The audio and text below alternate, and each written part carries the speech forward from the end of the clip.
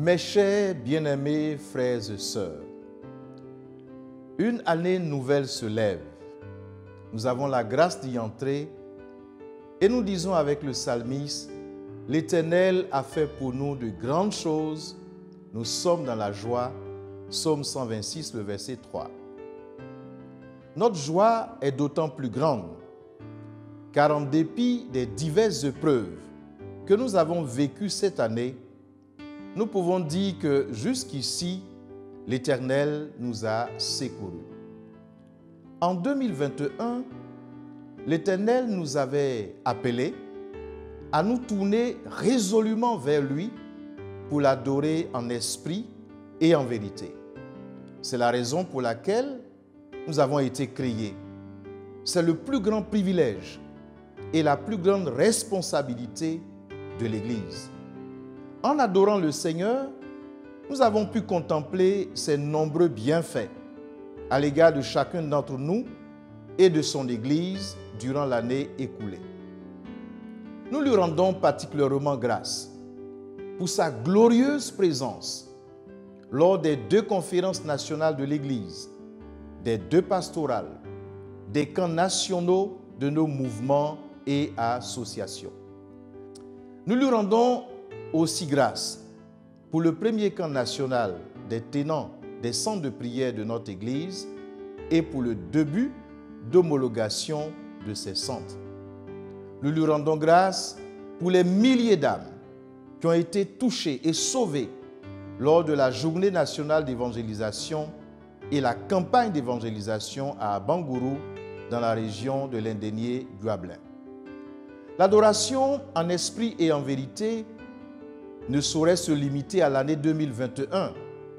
Il nous faut aller de progrès en progrès dans l'adoration de notre grand Dieu. Pour y parvenir, nous avons mis en place le département des cultes, des arts et de la culture. Sa tâche est de nous accompagner dans notre quête d'une adoration sans compromis de notre Dieu. Si l'Église existe, d'abord et avant tout, pour se tourner vers Dieu et l'adorer en esprit et en vérité, l'Église existe en second lieu pour se tourner vers elle-même et prendre soin de ses membres. C'est à cette autre responsabilité essentielle de l'Église que Dieu nous appelle en 2022, d'où le thème de l'année, « Restaurer la gloire de Dieu en prenant soin les uns des autres ». L'expression « les uns les autres » revient une 30aine de fois dans le Nouveau Testament. Elle invite l'Église à prendre soin de ses membres. Or, prendre soin signifie d'une part les nourrir spirituellement en leur enseignant tout le conseil de Dieu. Ceci passe nécessairement par une formation de qualité des bergers que le Seigneur a mis à part pour nourrir son troupeau. Cette année, nous mettrons donc un point d'honneur à soutenir la formation. La formation des bergers au sein de nos institutions de formation biblique et théologique et la formation des brebis au sein des cellules de maison. À cet effet, nous décrétons l'année 2022, année des cellules de maison. Et nous invitons les fidèles à ouvrir leurs portes pour la création de milliers de cellules de maison. Nos cellules ou églises de maison seront nos lieux d'études bibliques, de prière et de communion fraternelle. Nous prendrons soin les uns des autres à partir de nos cellules. Nous invitons donc chaque fidèle, cette année, à intégrer la cellule la plus proche de sa maison pour être béni et bénir les autres. Prendre soin de ses membres signifie d'autre part s'occuper de leurs besoins. Le Seigneur Jésus a dit à ses disciples qui voulaient renvoyer la foule qui venait d'être nourrie spirituellement et qui était affamée, « Donnez-leur vous-même à manger ». L'Église doit donner à manger à ses membres. Ainsi, cette année, nous mettrons un fonds d'aide à la disposition des jeunes et des femmes de notre Église. Ils pourront ainsi travailler, subvenir à leurs propres besoins et aider ceux qui sont dans le besoin, comme nous le recommande Éphésiens chapitre 4, le verset 28. Il est temps de revenir à la vision biblique de l'Église, une mère nourricière qui prend soin de ses enfants. Pour ce faire, nous procéderons cette année aux états généraux du social qui nous permettront d'aller le plus loin possible dans l'obéissance au Seigneur, être une Église qui apporte un soin particulier à l'esprit, l'âme et le corps de ses membres. Mes bien-aimés frères et sœurs, à quoi ressemble l'Église selon le cœur de Dieu? Envisagée dans ses rapports avec elle-même, l'Église selon le cœur de Dieu ressemble à ceci. Une Église où les membres se confient véritablement les uns aux autres.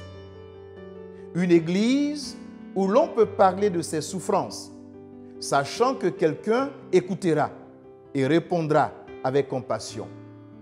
Une Église où l'on pourra aussi parler de ses joies, sachant que les autres se réjouiront avec nous. Une Église où l'on pourra même demander de l'aide pour lutter contre le péché, sachant que quelqu'un priera avec nous. Notre société est marquée par l'individualisme, l'égoïsme et le manque de sincérité dans les relations interpersonnelles. L'Église de Dieu, malheureusement, n'est pas en reste. Dans ces conditions, une Église selon le cœur de Dieu, où l'on prend soin les uns des autres, est-elle encore possible? Oui. Cela est possible par la puissance du Saint-Esprit.